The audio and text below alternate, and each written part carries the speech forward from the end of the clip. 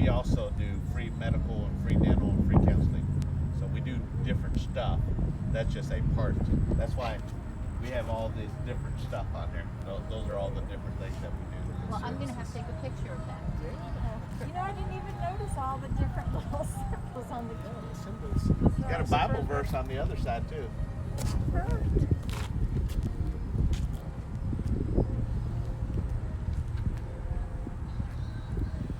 You know, this pandemic has brought out so many wonderful resources, Absolutely. and yet we're all working at this together. Yeah, absolutely. And I don't think there's a community that does it better than it. No. To be honest with you, I mean, I've talked to a lot of different communities, and they're like, "Yo, what? Yo, I mean, Tom. I mean, last week I just went and came over here, got 20 cases of eggs. He did a rescue, and he wanted to share it. So we do that all the time. Fire rescue, explain that to me. Oh, a rescue is something that gets turned down like at a grocery store warehouse. Like we've got Winco, we've got Aldi, we've got Target, and we've got Walmart all here. So sometimes things get delivered there and they're just not in the best shape or not real fresh. So they either have to throw it away or donate it because they have plans to pick up some other stuff, like maybe here at Morrison Mills and take it back to Wisconsin. Oh, okay. So that's a rescue, and we get to do a lot of that here. Oh, that's wonderful. Yes. Yeah, no, that's a copy for you. So this is what they thought they were sending us, but this is what we actually got. And we haven't merged them You yet. know Paul, right? Oh yeah, no Paul. Very well. This is Julie Cole. I'm the one that should have Hi, told you Julie. what time. Okay. Coming. Nice to meet you. Nice. She was He was very here. instrumental. She Yeah. was telling me that the past, what was it, past week or so? Well, no, the past couple of months we've done the fun. They've done 5 different But we did times. one yesterday and one today. Well, Okay. 2 yesterday. Okay, great. Well, I know they had weather challenges up there to deal with, and he said he got out ahead of it. He was here about 7 o'clock yesterday morning on the parking lot, and Pat Smith called and said, "You got a trucker here and he's ready to go." I said, "Well, I've been waiting. I was about to head that way, so tell him to hold on." Took us about an hour to get it unloaded, and we don't have it all in one group inside. We'll have to kind of show you kind of Yeah, where that's some of fine, the that's stuff is. fine. And with protocol right now, I need to have everybody come in and wash your hands. We'll take temperatures, log your names down, and then we can go about All right. what we want I guess to we do. have to wear our masks. Yes, we do need to wear our masks outside as well, since we're probably not going to be socially distanced here enough. So, let's go in. So, Robbie, this was it.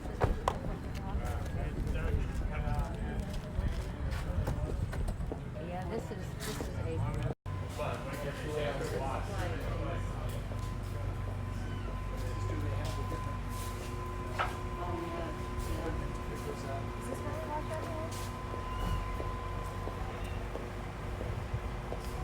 This is pretty much the same as they developed the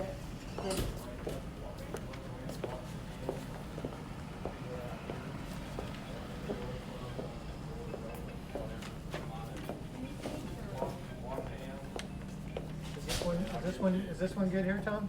Yeah, you can use that. 8 years in the planning. COVID hit in February. COVID hit in mid-March.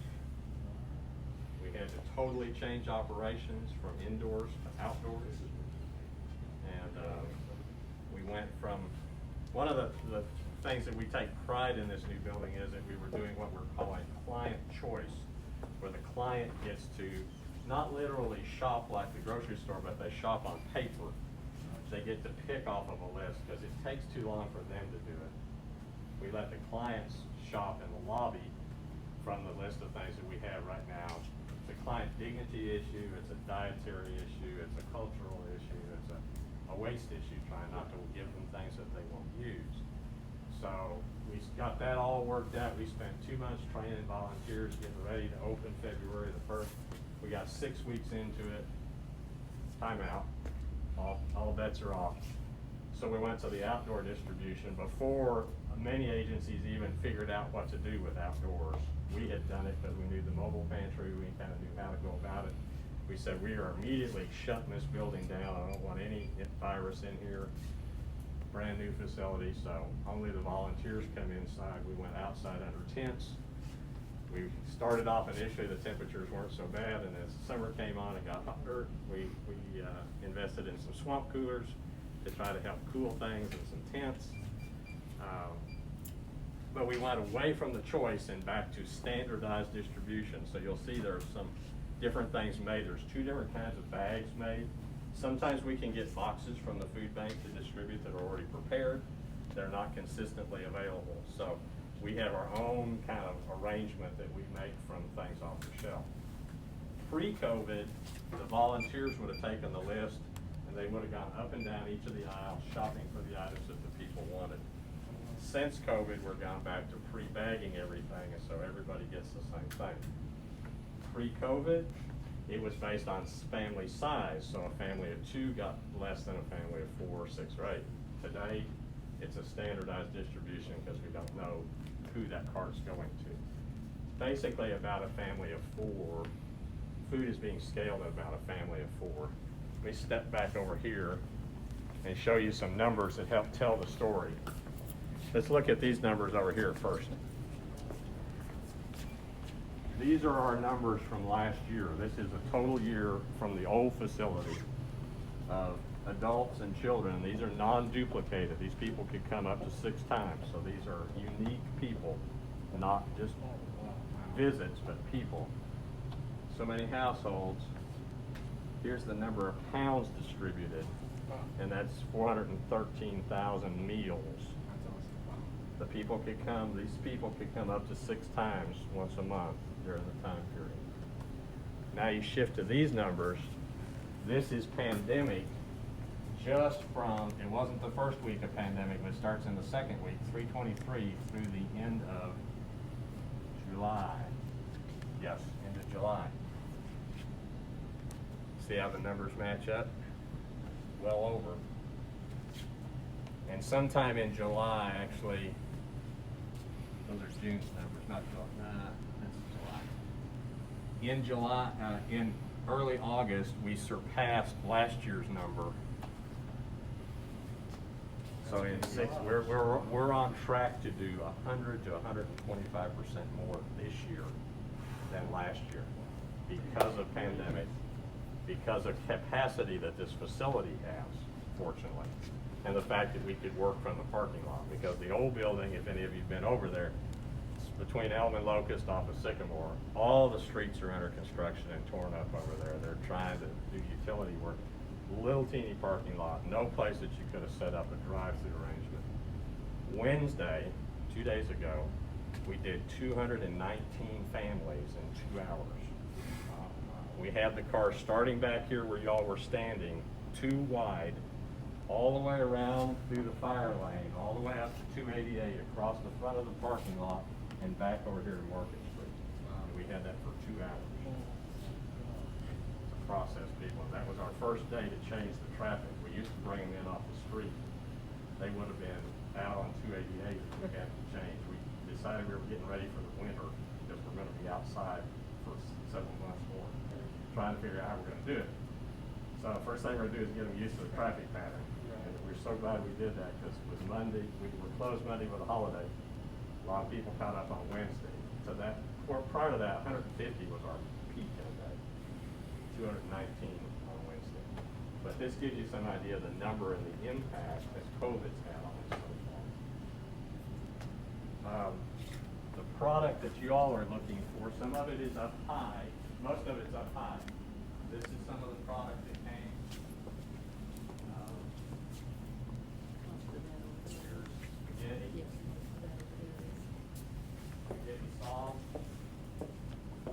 Chicken flavored avocado soup. Macaroni. All things pallets. There were 24 pallets of things came off of that truck. And we just simply put them in places. All of those 4 pallets on top there. Peanut butter. All those 4 pallets. We just stuck the pallets where we could to get them off the floor for right now. We have just leased another 1,200 square feet in the building next door. There's a little core in the middle of the building that didn't get developed. Terrible place for a warehouse. But It's the only space available close by, and so we just leased that for additional space for turnover. Our old building, we had about a week's worth of food. This building has capacity for probably 2 to 3 weeks worth of food. Yet, that Wednesday with 219 families, we did 10 tons of food in that time period. Families were getting 90 to 100 pounds of food, about a week's worth for a family of 4 or 3 meals. A lot of food went out the door quickly. So, anyway, there's other product. Here's potatoes, flour. They sent a bunch of flour. I was kind of surprised at that. We ended up with 4 pallets of flour.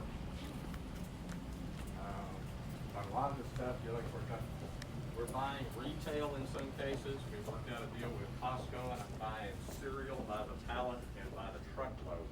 24-foot or a 53-foot truck come in with 24 pallets of cereal. That's what we're getting ready for next door, because we go through a pallet of that a day. Oh my God. So this is stuff we're trying to stock up, back up. We had a bunch of product in here in February from a drive that occurs nationally called the Super Bowl of Caring. It's a play on the Super Bowl football, but it's SOUPER, the Super Bowl. And Kroger's grocery store sells boxes that the people buy in the store, and then they used to go back to the food bank. But we started talking to the stores locally, and I'm all about local. I like to keep our stuff here in our community.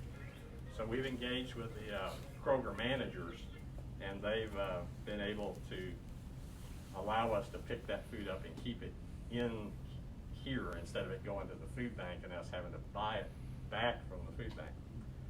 So we had 30 pallets of stuff stuck away that usually gets us about 6 months. Peanut butter, green beans, spaghetti, tomato sauce and stuff, products that we depend on to get through the year. We burned through that in like 3 weeks of the beginning of COVID. And so now we're trying to stock back up. It looks like a lot of food, but at the volume in which it goes out of here, it gets empty. Before we unloaded your truck yesterday, there were a lot of holes up here, but now we've filled in, even this next row has got a lot of your stuff. Macaroni, spaghetti, Conti sauce. I was kind of surprised to see some Conti sauce. There was, that's Super Bowl stuff, green beans, more flour, mashed potato granules. But essentially, the upper area is stocked, and the bottom area is stocked, and the shopping is done at this level. So we're stocking things here. We actually have a conveyor belt in each row. Well, there's one there now. Yeah. And they are assembling bags during the day that go out in those carts that ultimately go out to the families. We're going to move all that out in the parking lot in the morning because we use it to assemble everything out there in the morning. We're very mobile, very flexible, move around. But we love this facility because we can do pallets. We can bring pallets right in. They don't have to be handled. We can store them palletized. We've got continuous smooth concrete floors. We can use our automated equipment to bring stuff in, set it around. It's safer for our volunteers, things like that. All right, then when you get out, that's all the traditional food pantry stuff. Then you get into the walk-in cooler and freezer. I don't know how many people want to stand in here. Come on in, Martha Stewart. You have to come in and do this part. This looks pretty empty right now because we really cleaned out the cupboards on Wednesday. This place is pretty full. This is a refrigerator.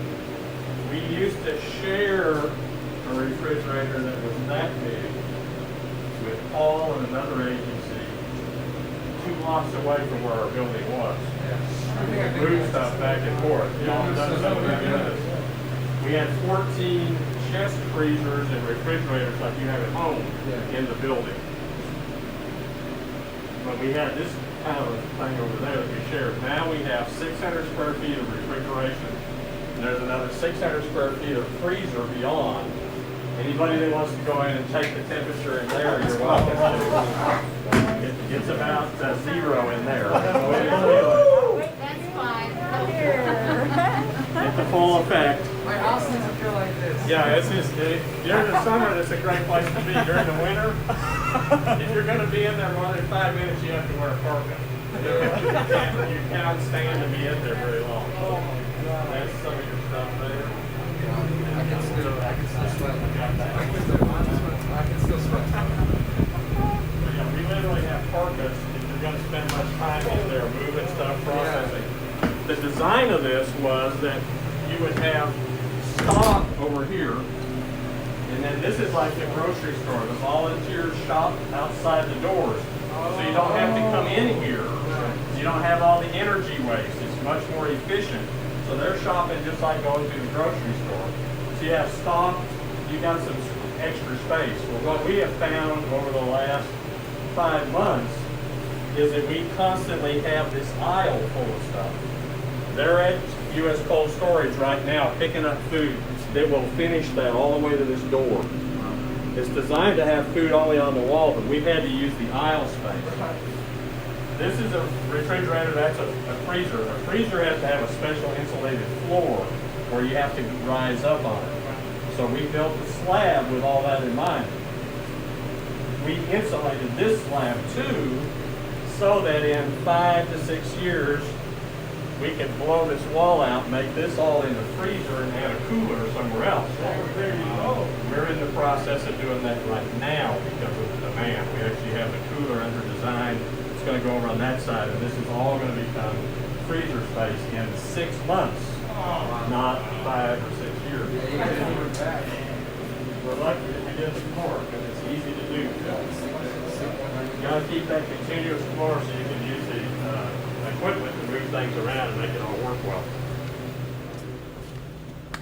So we're really proud of our walk-in cooler freezer and the fact that it's very shopper-oriented, friendly from the front. So they run those aisles and they run through there. They're getting dairy, fresh produce, frozen meats, proteins, some desserts down there. And then here's the other high-tech part of this building. And y'all can kind of appreciate this, because this is kind of like what they have up in Salt Lake. This is called a clean room. This is where we can take bulk product. It looks kind of like a commercial kitchen, but they have no cooking equipment. It's all stainless steel. So we can take bulk packages and divide them up into family-sized packages, and then label them. The labeling is the big deal with the government. You got to have the label. So we do rice, beans, we've done some meat, we've done eggs. Occasionally we will get eggs. Last week we got 900 dozen eggs. Oh my God. In a rescue. And they were not in 1 dozen cartons. They were in commercial 2.5 dozen open flats, which don't work for a family very well. So we had to buy egg cartons, stick them in egg cartons to distribute them. But that was 900 dozen eggs that were rejected at Target and was going to go in the trash. That's what we call a rescue. We rescue food from 18-wheelers, usually a pallet, 2 pallets, 3 pallets at a time. It may be chicken, it may be ice cream, it might be eggs, it might be beef, it might be milk, anything like that. But we've done probably upwards of 20 to 30,000 pounds of food that way recently. And that's part of what allows us to do what we can, because that costs us nothing. We just have to have a place to take it. And before, we didn't have the cooler space, and most of that stuff is refrigerated or frozen. So we didn't have the space to do it. But we can come in here and package things. We have volunteers that are licensed to do this part of the process. But it's a lot like building some of that other stuff. So this is the high-tech piece of the building. Not many pantries have this.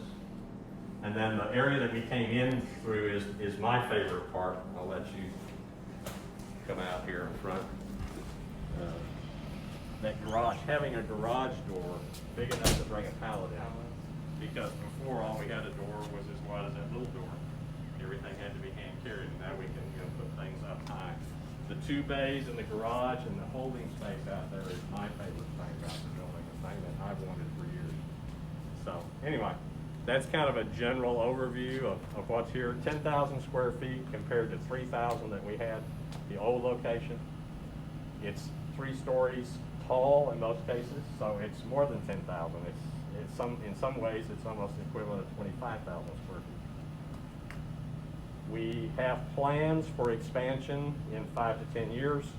Those plans are on the drawing board to add 4,000 more square feet to the front of this building right now, because this whole space is going away, and this is going to be a cooler. This is all going to be a walk-in cooler,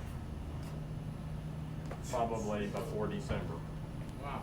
That quick? Waiting on the final bid now to do this, but that was a 5-year, 10 years down the road to blow that out. So we're in the process of doing this, and we're trying to make more space. That's why we've leased space next door to make up for what we're giving up to keep shuffling, because our numbers have doubled already and probably will double again before we get out of COVID. Because once we get a vaccine, we're going to have it in check, hopefully, over a few months. But the economic impact of this whole thing is going to go on for a couple of years at least. And that's what we're dealing with, is the people that don't have the money for food, rent programs, those kinds of things. But we're all about food. So most of the food, we try to buy food from the food bank whenever possible. The food bank doesn't give us the food, we have to buy it. But we can buy it well. We can take $10 and get $70 to $80 worth of retail value food. About 40% of what we distribute comes from the food bank. About another 40% of it comes through retail purchases, where we're paying about what you would if you went to the grocery store, but we try to get some breaks.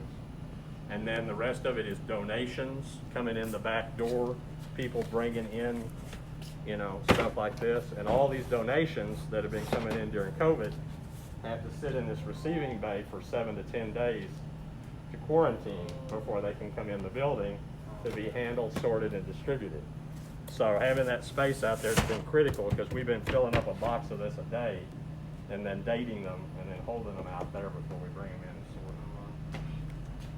So that's kind of the overview. I'll point to this too, and that this is an all volunteer run operation. Been in the community 46 years.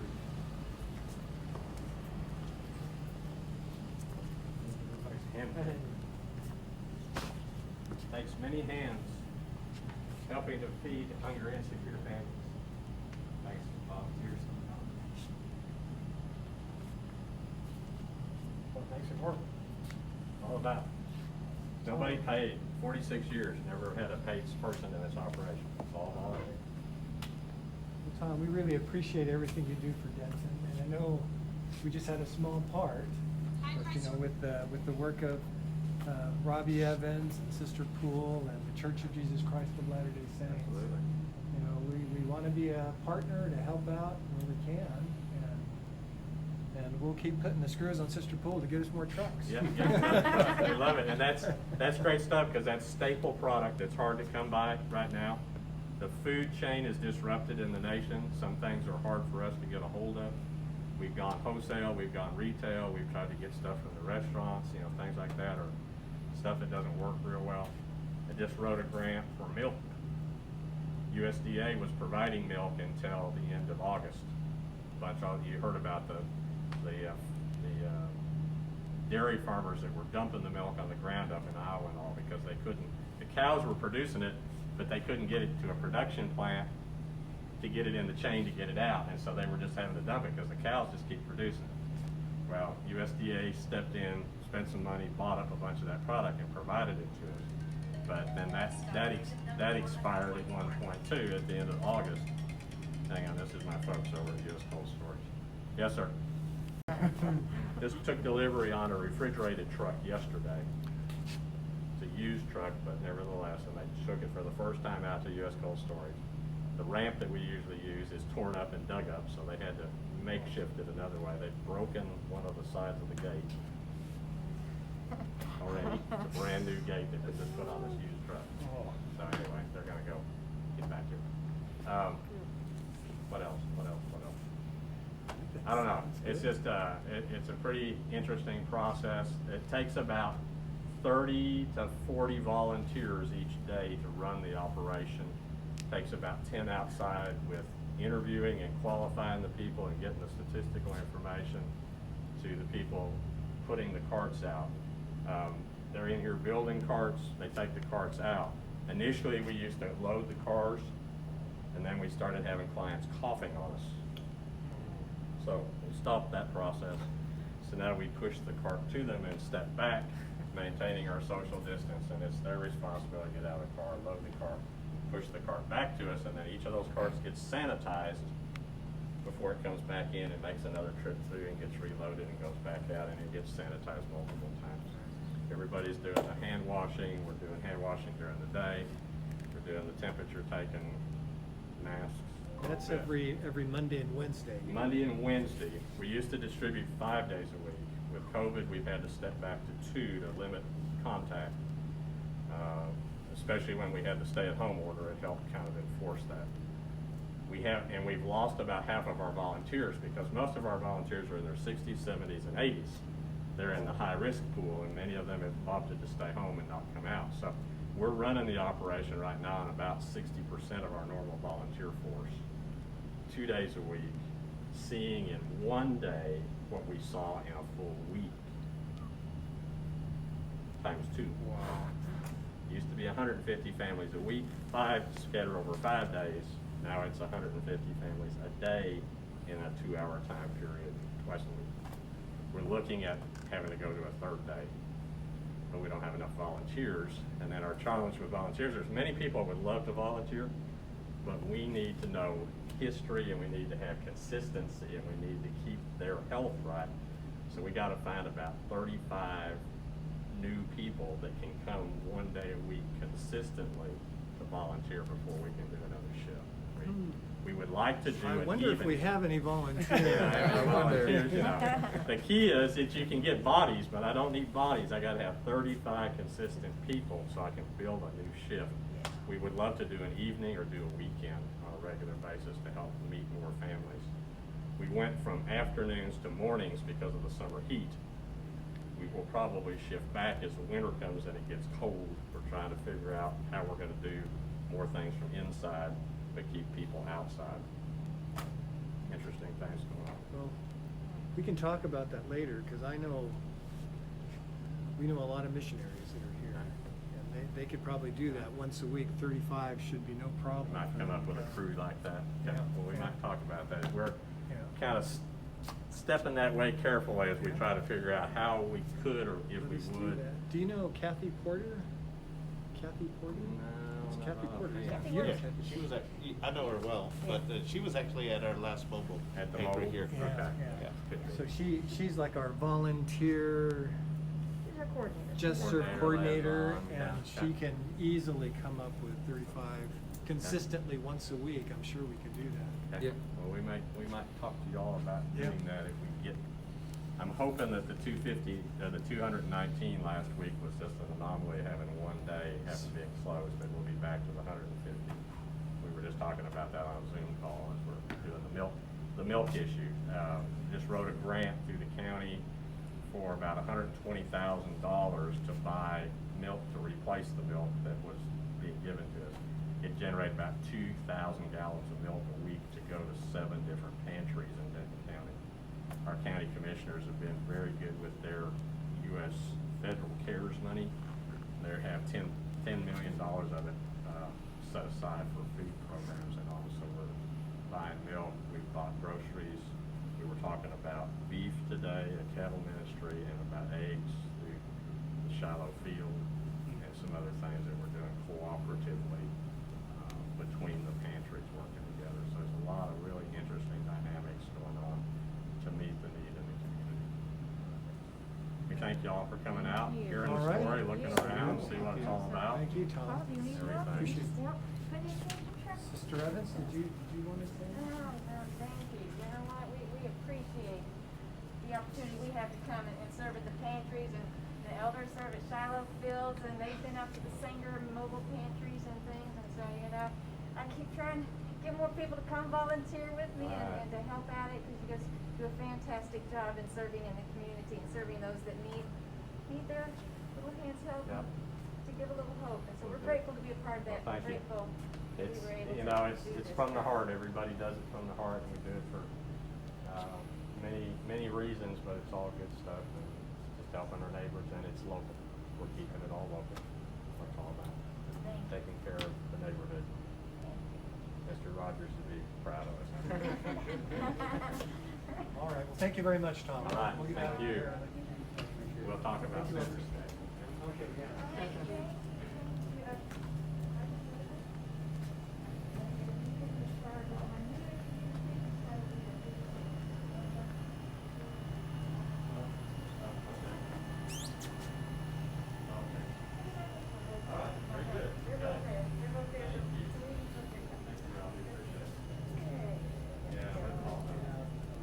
Yeah, that's fine.